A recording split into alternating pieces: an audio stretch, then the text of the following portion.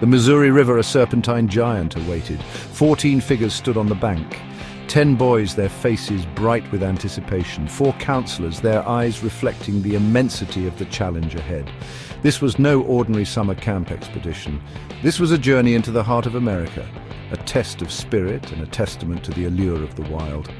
These boys, hailing from Bald Eagle's Boys Camp, were about to embark on a 1,000-mile odyssey down the Missouri River. The air crackled with excitement. The boys, aged 16 and 17, had spent countless hours preparing for this moment.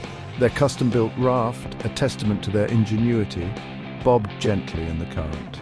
A flotilla of canoes laden with supplies flanked the larger vessel. This was their lifeline, their home for the next few weeks. The Missouri River, with all its power and unpredictability, awaited. This journey, however, was about more than just navigating a river.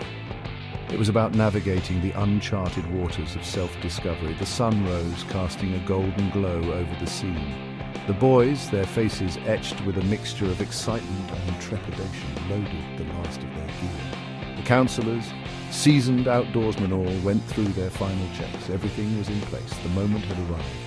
With a final push, the raft was launched into the current. The boys, their paddles slicing through the water, began their epic journey down the Missouri River. Their adventure had begun. The Missouri River, they soon discovered, was a force to be reckoned with. Its currents, swift and unpredictable. Its waters, muddy and swirling. The raft, however, held its own. 16 feet wide and 36 feet long, it was a marvel of rustic engineering. Constructed from sturdy logs, it was built to withstand the rigors of the river. A large plywood platform provided ample space for the boys and their gear. A tarp, strung overhead, offered protection from the elements. Beneath it, a scene of organized chaos. Dry bags, stuffed with clothing and personal belongings, were stacked neatly. Cooking equipment, essential for preparing meals over an open fire, hung from the raft's frame. Fishing rods, their lines trailing in the water, promised fresh catches for dinner.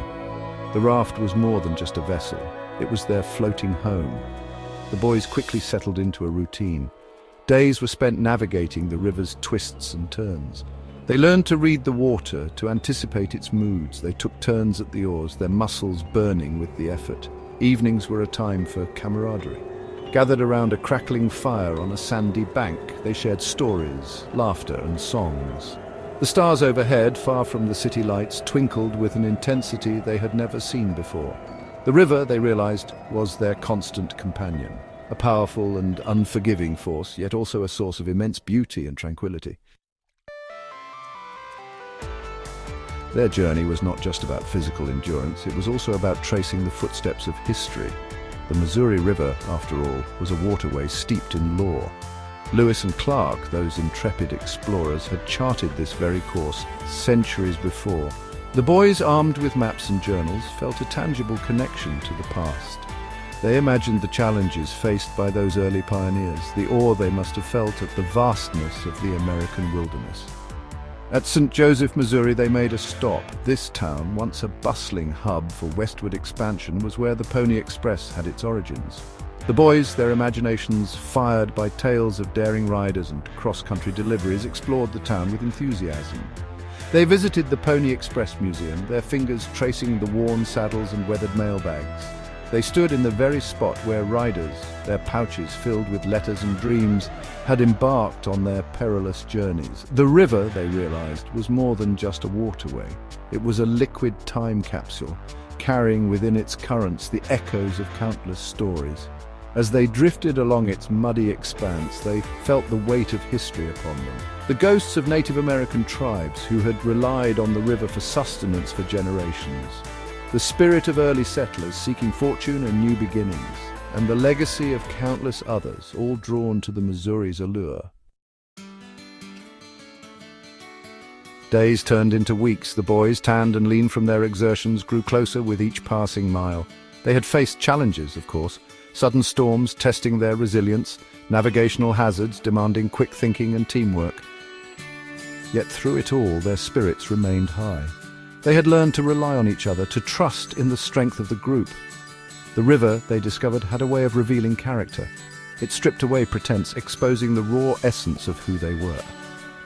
This journey down the Missouri River was more than just an adventure. It was a crucible, forging bonds of friendship that would last a lifetime. They had shared moments of exhilaration, paddling furiously through churning rapids. They had experienced moments of quiet contemplation, watching the sun set over the endless expanse of water, and they had faced their fears, emerging stronger and more self-assured.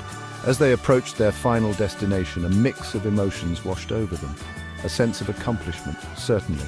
They had conquered the mighty Missouri, navigated its treacherous currents, and emerged from the experience forever changed, but also a tinge of sadness. Their journey was coming to an end. The camaraderie, the challenges, the sheer beauty of the river would soon be nothing more than memories. Yet they knew that the lessons learned, the friendships forged, would stay with them long after the last paddle stroke. The Missouri River had been their teacher, and they its willing students.